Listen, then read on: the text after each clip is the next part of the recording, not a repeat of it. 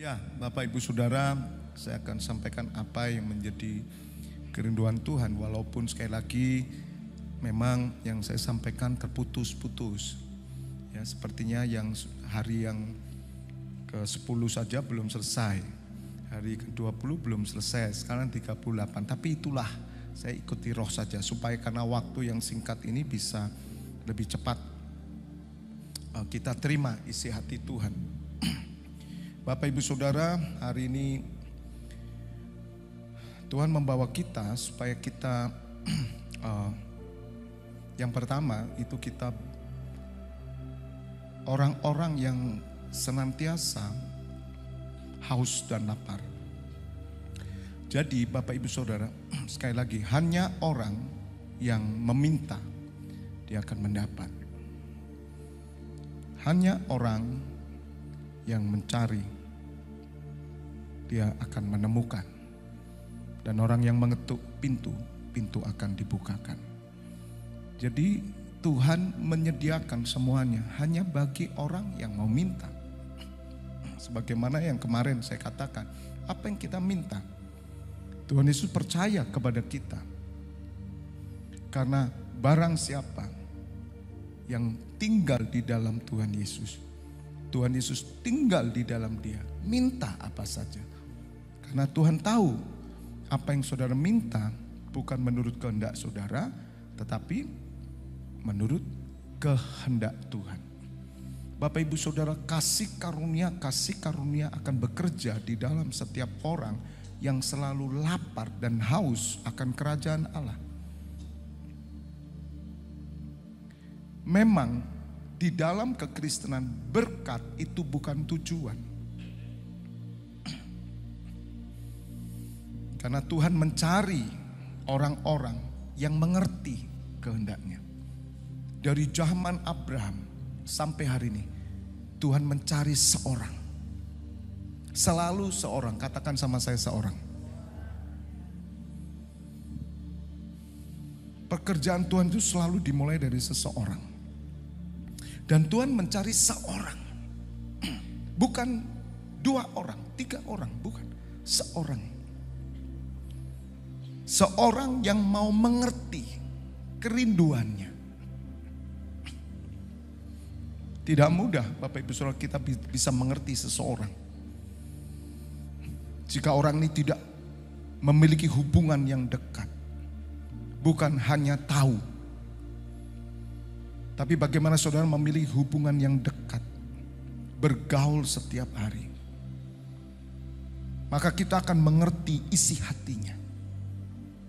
Mengerti kerinduannya. Jangan dibalik. Banyak kita membalik. Kita jalan sama Tuhan, Tuhan suruh ngerti kita. Bagaimana mungkin? Ini kan kebalik. Ini yang terjadi kegagalan. Salibnya itu memberi kemenangan, di situ gagal. Bilurnya memberi kesembuhan, di situ gagal. Karena ketika kita berjalan, Tuhan menemukan seseorang dengan harapan yang besar Tuhan. Tahun 98 Tuhan menemukan saya. Dia punya harapan. Benih yang aku berikan ini akan bertumbuh melalui seorang ini. Bisa mengerti saudara? Bukan hanya saya. Kapan saudara ketemu Tuhan? Secara pribadi Tuhan itu selalu merindukan. Dia menemukan saudara. Dia penuh harapan. Dia penuh ekspektasi.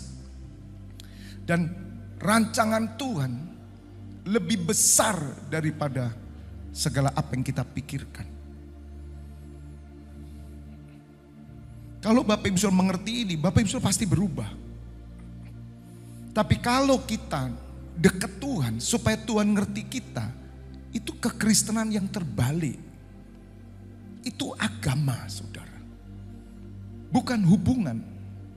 Di Taman Eden, Adam tidak punya agama. Allah tidak pernah membentuk agama. Di Taman Eden yang ada hanya relationship with God. Hanya hubungan dengan Bapa. Itu saja. Tetapi dosa membuat mereka jauh. Ketidaktaatan karena kehendak bebasnya. Jadi Bapak Ibu Saudara mengerti kerinduan Tuhan menemukan seorang. Dari zaman perjanjian lama dia mencari seorang. Dan sekali lagi Tuhan ingin orang ini mengerti hatinya. Supaya dia bisa berjalan dalam rancanganku. Sama seperti ketika saya menunjuk seseorang. Ketika saya menunjuk seseorang, memberikan tanggung jawab, memilih dia dalam pelayanan. Saya punya ekspektasi yang besar. Melampaui dari kemampuan orang itu. Melampaui dari kepandaian. Katakan amin. Apalagi Tuhan. Bagi Tuhan dia yang menyanggupkan saudara. Dia yang memampukan saudara dan saya. Dia yang sanggup melakukan sesuatu yang jauh lebih daripada apa yang saudara pikirkan. Ayat Efesus 3. Ya, maaf. Ayat dalam Efesus 3 ayat 20. Itu bukan perkara materi ini. Dan saya bersyukur Bapak Ibu Saudara. Gunung Sinai 40 hari membawa kita mengerti hatinya. Mulai dibalik. Jangan selalu berpikir Tuhan engkau ngerti aku. Gak usah begitu. Tuhan tahu kelemahan saudara. Bukan dosa loh. Tuhan membenci dosa. Tapi Tuhan tahu kelemahan saudara. Dan bagi Tuhan kelemahan itu tidak masalah. Sebab aku yang bekerja di dalam dirimu. Kelemahanmu aku jadikan kekuatan. Ketika aku ada di dalam dirimu. Katakan amin. Bagi dialah yang dapat melakukan jauh lebih banyak daripada yang kita doakan. Atau pikiran. Apa yang saudara pikirkan?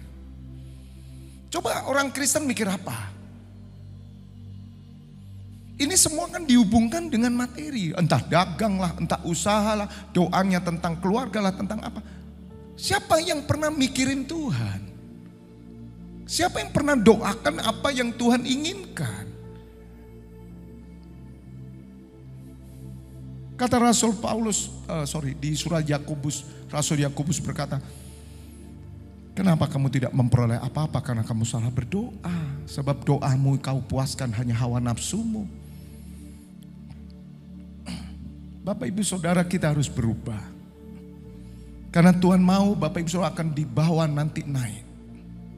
Sebagaimana saya tadi, sepertinya saya ada di atas gunung. Di atas gunung itu saudara. Saudara akan dapat melihat semua. Seperti Abraham. Ketika Abraham diberikan oleh Allah otoritas tanah yang begitu luas. Dan dia katakan kepada ponakannya Lot, Lot kamu mau pilih mana? Harusnya kan keponakannya sungkan loh. Mestinya omnya dulu lah yang pilih, yang saya yang biasa saja om. Nah Lot serakah. Lot malah milih yang paling bagus, yang hijau. Dan itu Sodom Gomora. Dia pilih tempat yang paling bagus. Omnya disisain.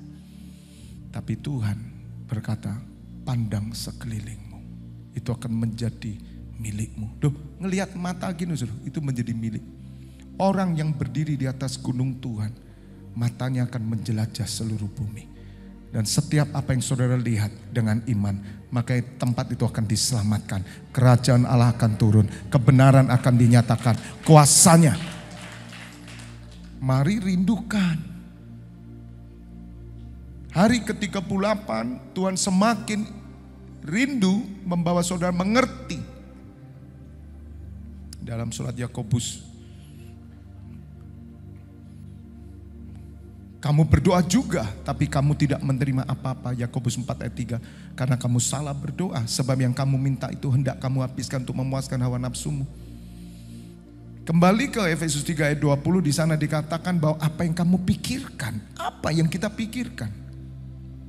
Allah dari zaman dulu sampai hari ini mencari seorang, dan aku menemukan Fabianus tahun 98. Tuhan, Engkau menemukan aku. Tuhan, aku gak mau Tuhan sampai aku merugikan Engkau. Aku gak mau Tuhan sampai Engkau malu Tuhan. Dan aku tidak akan pernah membuat Engkau kecewa memilih aku. Aku percaya ketika aku mati surga kehilangan omset. Saya bilang begitu. Karena orang ini adalah orang berguna bagi kerajaan Allah. Kalau saya sampai mati rugi surga.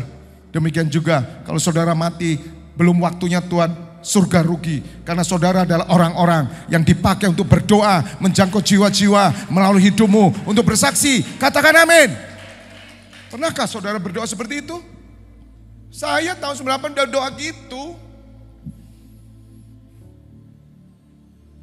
Dan 25 tahun saudara, saya berjalan dengan pimpinan Roh Kudus. Bukan karena dibentuk manusia saya.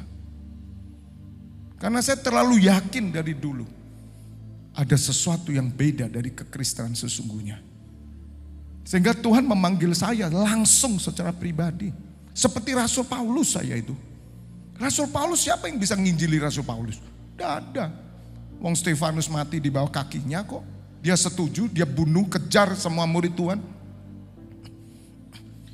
Bukan berarti orang-orang yang dibimbing oleh seorang pendeta, oleh siapapun. Seperti saya sering membimbing orang-orang yang lahir baru.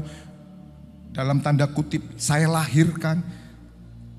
Saya ajar, bukan terus kemudian, oh itu tidak seperti Pak Feby, tidak sama. Tapi saya mendapatkan pengalaman dengan Tuhan secara pribadi.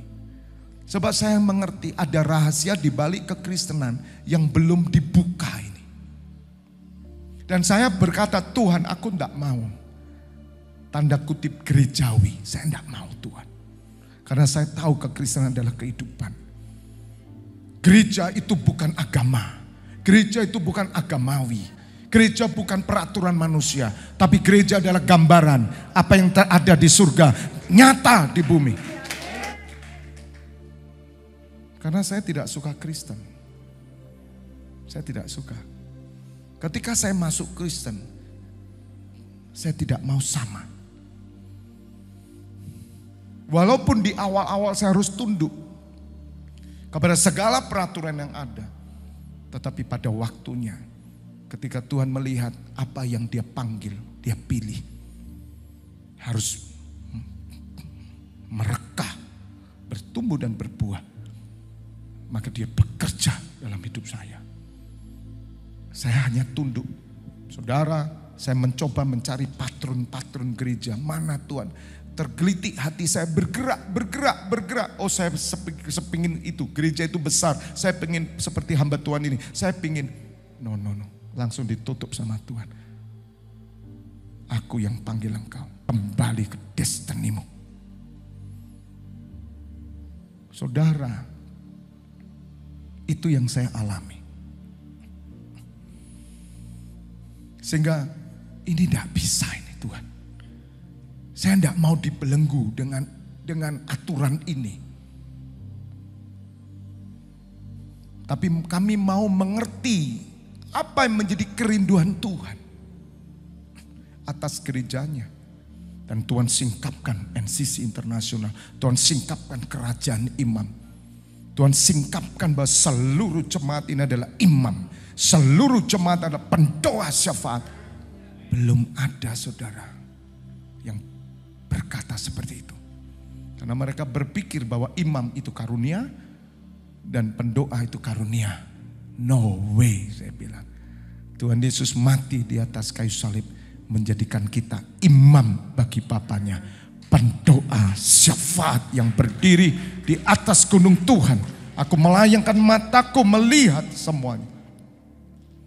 Otoritas. Apa yang kita pikirkan? Lebih dari yang kita pikirkan, lebih dari yang kita doakan, seperti yang ternyata dari kuasa yang bekerja dalam diri kita. Kuasa yang bekerja ini tergantung apa yang saudara rindukan. Selama saudara merindukan kerajaan Allah, maka sesuatu yang tidak mungkin akan menjadi mungkin. Dalam Kolose 3, Rasul Paulus mengajarkan ayat pertama. Karena itu kalau kamu dibangkitkan bersama dengan Kristus. Kalau kamu dibangkitkan, if, ada kata if, syarat. Tidak semua, ada kata kalau. Jika kamu dibangkitkan, kalau kamu dibangkitkan bersama dengan Kristus, cari perkara di atas. Kita tahu nanti Paskah, hari Minggu kita peringati kuasa kebangkitan. Dia bangkit, dia menang. Salibnya memberikan kemenangan kepada kita. Makanya saudara adalah pribadi, ingat, yang berdiri di atas gunung Tuhan. Anda berdiri di atas gunung Tuhan. Anda bukan di bawah. Karena setiap orang yang percaya kepada Tuhan Yesus bukan datang dari bawah, tapi datang dari atas. Level saudara di atas semua yang ada di dunia.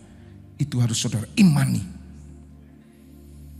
Karena saudara melihat perkara yang di atas, bukan yang di bawah. Kalau di bawah kalah kamu saudara. Itu banyak orang-orang pintar yang di bawah. Sekolahnya S2, S3, profesor, doktor, kalah. Tapi mereka tidak melihat perkara di atas.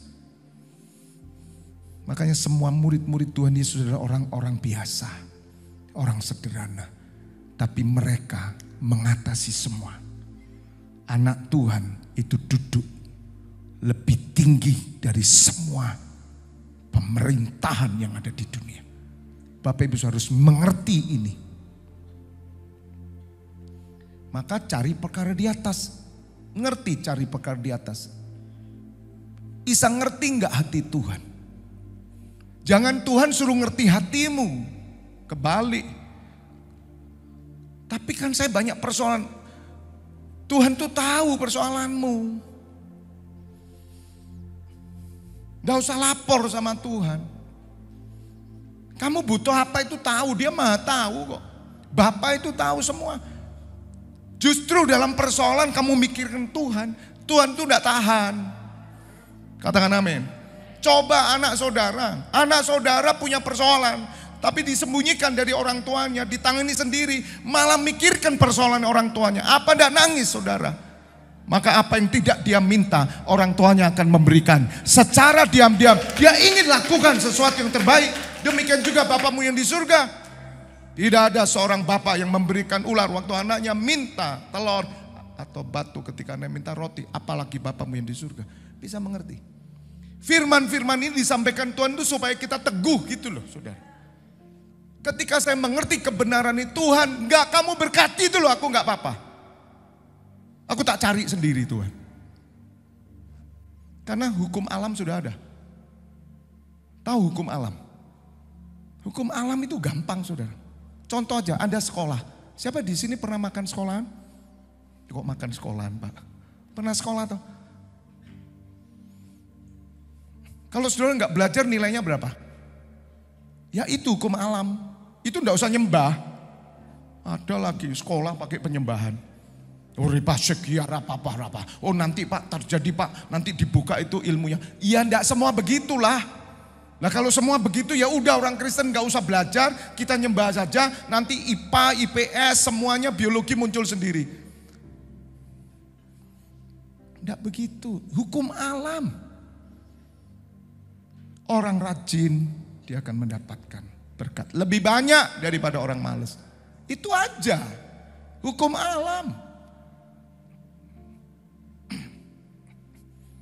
Saya rindu jemaat di tempat ini juga para imam. Anda kan imam nih, ngerti prinsip ini.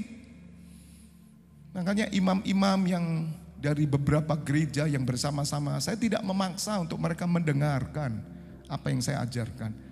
Saya senang kalau mereka sudah berdiri untuk berdoa. Puji Tuhan saya dibantu. Tapi mengertikah mereka tentang kebenaran ini? Supaya doamu tepat. Supaya mata hatimu tertuju kepada Allah. Dan saudara menjadi sahabat Allah, menjadi kekasihnya Allah. Karena saudara mengerti apa yang dirindukan oleh Tuhan dalam hidup saudara.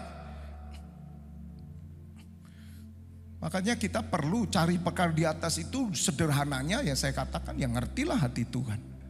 Gimana ngerti hati Tuhan? Ya bergaul dong. Bergaul dengan firman-Nya, bergaul digembalakan dalam gereja. Siapa yang mau ngerti hatiku? Tuhan tuh pakai orang yang ngerti hatinya. Walaupun Tuhan punya otoritas untuk memakai semua orang dengan cara dia sendiri. Bahkan orang yang bukan percaya pun dia bisa sentuh untuk bergerak melakukan sesuatu untuk gerejanya bisa. Ayat 2. Pikirkanlah perkara yang di atas bukan yang di bumi. Sebab kamu telah mati dan hidupmu tersembunyi bersama dengan Kristus di dalam Allah. Baru ayat 4, ini loh rahasianya. Apabila Kristus yang adalah hidup kita, tahu Kristus hidup kita. Anda memikirkan apa yang dipikirkan Kristus. Masa Tuhan Yesus hanya mikirkan dunia? Tidak mungkin. Tetapi saya terlalu yakin saudara, Allah turut bekerja dalam segala hal. Ketika saudara memikirkan Tuhan, memikirkan hatinya, belajar mengenal Tuhan. Anda peduli dengan hati Tuhan. Tuhan itu peduli dengan hidupmu. Bahkan sekali lagi ketika kau menderita, ketika engkau terpuruk. Tapi engkau tetap mengarahkan matamu kepada Allah.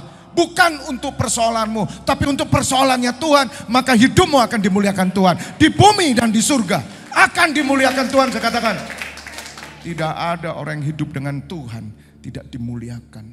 Tidak ada orang hidup dengan Tuhan direndahkan. Tidak pernah ada.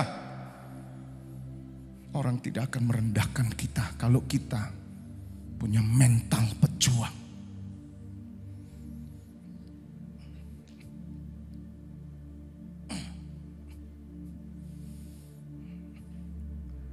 Kalau Kristus adalah hidup kita, menyatakan diri kelak, kamu pun akan menyatakan diri bersama dia dalam kemuliaan. Itu pengangkatan. Maka saya ajak saudara, jemaat yang saya gembalakan, imam-imam saya gembalakan, latih dirimu berpikir, cari perkara di atas. Ini sudah geser saudara. Sudah terjadi pergeseran. Di dalam alam roh sudah terjadi pergeseran. Waktunya udah dekat. Kalau sampai hari ini engkau hanya mikirin dunia, arah hidupmu hanya tertuju kepada dunia, maka hatimu jauh dari Tuhan. Dan saudara tidak akan pernah bisa melihat kemuliaan Tuhan. Anda tidak pernah bisa berdiri di atas gunung Tuhan. Katakan amin.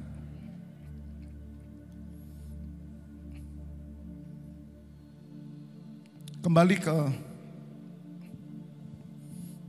ayatnya tadi yang di mana tadi? Efesus 3. Bagi dialah yang dapat melakukan jauh lebih daripada yang kita doakan atau pikiran, seperti yang ternyata dari kuasa yang bekerja di dalam diri kita. Ada kuasa yang bekerja. Makanya tadi pagi saya katakan, bagaimana saudara sampai hari ini bisa masuk 38. Itu bukan karena pekerjaanmu. Itu bukan karena kesanggupanmu. Tapi karena pekerjaan Allah. Ciri pekerjaan Allah dan bukan itu tandanya. Kalau daging engkau bosan, engkau jenuh, engkau capek. Itu peraturan manusia. Tapi kalau itu pekerjaan roh, kamu rindu. Kamu niat. Kamu sungguh-sungguh. Orang yang sungguh-sungguh, orang yang niat, orang yang rindu, dia akan mendapat jauh lebih banyak daripada orang yang hanya melakukan perintah manusia.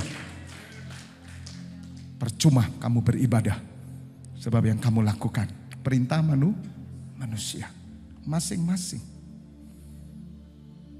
Gereja itu kehidupan roh. Pelayanan itu kehidupan roh. Pelayanan bukan pekerjaan dunia. Karena pelayanan menghasilkan kekuatan Allah. Menghasilkan hidup kekal. membangun roh saudara. Saudara menjadi berbuah, berubah.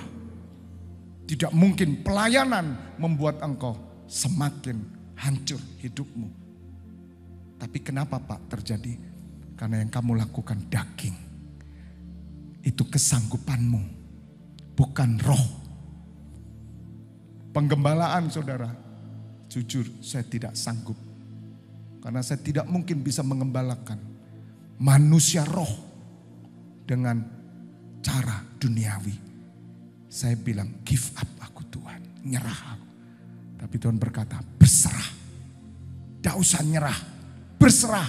Aku akan bekerja di dalam engkau. Rohku akan berbicara kepada semua jemaat yang kau gembalakan. Katakan amin. Itu andalkan roh. Juga dalam pekerjaan kita. Pokoknya saudara, kalau engkau memulai dengan roh, maka seluruh kegiatan jasmani duniawimu akan dikuasai roh. Tapi jangan dibalik. Oh Tuhan ngerti perusahaan saya. Enggak usah gitu. Enggak perlu ngerti. Kamu yang harus ngerti Tuhan. Jadi doa saudara harus dirubah. Jangan bilang, Tuhan kau ngerti aku. Itu kalau malaikat enggak sabar Anda dipluk gitu. Ya Herodes toh. Herodes kan dipukul. Karena dia menghujat Allah. Dia pidato ngomongkan Allah. Dipukul ceplok gitu. Merot langsung. Ulat. Enggak perlu. Latih diri. Katakan amin. Tolong buka sekarang. Waktu saya tinggal sedikit saudara. 2 menit ya. Sepertinya belum ngomong apa-apa. 1 Korintus 16 ayat 13. Besok kita, saya kok merasa gini. Kan kita Jumat persiapan ya. Besok lebih awal aja ya. Kan ini yang hadir juga nanti saya umumkan di grup gembala. Besok kita masuk jam 5 lagi aja ya. Yang setuju katakan amin. Yang kerja-kerja datangnya terlambat enggak apa-apa. Enggak apa-apa. Kita mulai jam 5 udah nyembah. Supaya enggak kemalaman gitu loh ya. Ya toh, besok kita persiapan. Yang setuju tepuk tangan dulu. Kemarin Debbie itu bilang sama saya, Pak besok jam 6 ya. Ora. Enggak saya bilang. Oh sudah diumumkan enggak? Enggak saya ngomong, diem aja. Karena apa? Jam 5 bukan jam 6. Dia minta jam 6, saya minta jam 5. Haleluya. Tuhan itu minta lebih awal malahan. Tepuk tangan buat Tuhan. Berjaga-jagalah. Dan berdirilah dengan apa? Teguh. Dalam iman. Bersikaplah sebagai laki-laki. Dan tetap kuat. Itu yang Tuhan tunjukkan. Hanya orang-orang yang berdiri teguh. Hanya orang-orang yang merindukanku. Haus, lapar, mengerti isi hatiku. Bapak ibu saudara akan menjadi orang disukai Tuhan. Saya kasih tahu. Untuk menjadi orang disukai Tuhan, saudara dengar saya kasih tahu. Pikirkan Tuhan terus. Jangan pernah saudara berpikir begini, saya tak melayani ya. Supaya itu yang saya katakan. Tidak ada supaya-supaya. Supaya saya lebih diberkati. No way. Tidak ada urusan. Tapi kalau supaya Tuhan dimuliakan. Jadilah pribadi. Dan Tuhan hidup loh saudara. Kalau saudara mau mempraktekkan apa yang saya alami. Tuhan menyertai kita. Siapa yang lebih dulu diberitahu? Orang yang dekat dengan Tuhan. Abraham dekat. Bahkan Allah mau menghabiskan Sodom Gomora. Allah memberitahu kepada Abraham. Dan Abraham selalu ada di depannya. Itu yang saya senang. Selalu ada di depan Allah. Perlakukan Allah itu seperti ini. Jangan perlakukan Allah sebagai yang kemarin saya katakan itu. Sebagai pesuruhmu, sebagai pembantu, sebagai satpam, sebagai menteri keuangan. Bahkan sebagai dokter, sebagai menteri koperasi lah, menteri sosial lah. Saudara, kita harus berubah. Jangan lakukan Allah kita seperti itu. Jangan lakukan Tuhan Yesus seperti itu. Jangan hina dia. Jangan ukur Tuhan Yesus dengan berkat jasmani. Terlalu murah, saudara. Tahu? Murah. Kalau saudara pakai Tuhan Yesus untuk mendapatkan mercy, murah Tuhan Yesus itu. Jangan pakai Tuhan Yesus untuk mendapatkan mercy, saya kasih tahu. Mobil apapun yang megah, tidak usah pakai Tuhan Yesus. Malu-maluin. Kalau saudara mau pakai Tuhan Yesus, pakailah untuk jiwa-jiwa. Hanya satu nama yang berkuasa untuk melepaskan orang dari kuasa kegelapan. Nama Yesus selamanya. Jangan pernah saudara Anda memalukan kerajaan surga. Hati-hati saya katakan, doktrin hari ini. Hati-hati. Semakin dekat Tuhan, penyesatan tidak kentara, tapi membuat rohmu miskin dan lemah. Kamu tidak akan bisa berdiri sebagai seorang pria, laki-laki. Tidak punya otoritas. Orang yang selalu hanya memikirkan berkat jasmani, rohnya lemah dan miskin. Dia tidak punya otoritas. Dan saudara, hari ini sudah di mana-mana gereja sampai luar negeri. Lihat Nigeria. Nigeria adalah penduduk miskin. Banyak orang-orang miskin. Aneh-aneh saudara. Ya. Jemaatnya begitu peka, mau ajaran apapun ditelan saudara. Mereka haus, tetapi mereka diarahkan kepada yang jasmani. Saya terus berdoa, Tuhan jebol jamaah Tuhan. Terutama pemimpin-pemimpin saudara ya Tuhan. Entah mereka mau bernubuatlah, mereka bisa tahu saudara. Masa lalu saudara saat ini pun bernubuat. Tapi ujung-ujungnya selalu materi saudara. Ujung-ujungnya selalu duit. Bahkan taruh tas saudara saat ini kita pakai otoritas merebut harta kekayaan supaya datang. Rekeningmu akan dibuka secara mujizat oleh Tuhan. Dia sanggup mengadakan apa yang tidak ada menjadi ada. In the name of Jesus Christ. Ada yang punya kartu kredit? Angkat, ayo. Saya mau doa. Inilah urapan menjebol bank. Loh lah, toyol lah. Ya Bu Siti ya. Hah? Ilmu toyol lah. Loh kalau toyol enggak usah in the name of Jesus Christ. Teman saya saudara, teman saya ngambil pisang goreng itu. Loh nyata. Dia di rumah itu pakai jin, pisang goreng turun. Gimana saudara? Kok in the name of Jesus Christ? Nyata itu teman saya sendiri ilmunya. Dia biasa pakai ilmu begitu. Kok sekarang kita pakai Tuhan Yesus untuk pesugihan? Ngeri enggak? Saya mau tanya, setuju enggak saudara? Setuju enggak? Belum saya tanya kok enggak. Saya tahu. Tak tutup wes. Oh belum ditanya kok enggak. Setuju enggak? Kalau gereja hari ini sudah terarah ke pesugihan. Yang setuju angkat tangan. Tuh. Saya tahu fenomenanya sekarang kemakmuran enggak? Kemakmuran itu apa? Pesugihan apa kemiskinan? Kesuksesan itu pesugihan apa kemiskinan? Siapa yang setuju? Hampir semua gereja sudah bergerak ke kemakmuran, itu pesugihan. Angkat tangan. Tugas kita jebol. Tidak bisa, kita harus berani. Loh Pak, Bapak itu gimana? Yang kontekstual dong Pak. Loh, ia tahu, Tuhan Yesus juga tahu itu murid-muridnya miskin semua. Tapi Tuhan Yesus tidak mengarahkan kepada hidup dunia. Dia arahkan kepada murid-muridnya untuk hidup kekal.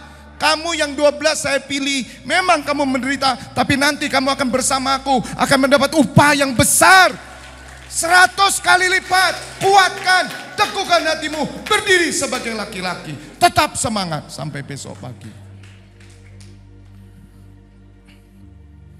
Bapak, Hanya pekerjaan Roh yang bisa melakukan semua yang kami dengar ini. Tanpa Roh Kudus sia-sia kami Tuhan. Kami tak berdaya. Tetapi apa hamba sampaikan ini biarlah masuk ke dalam setiap lubuk hati.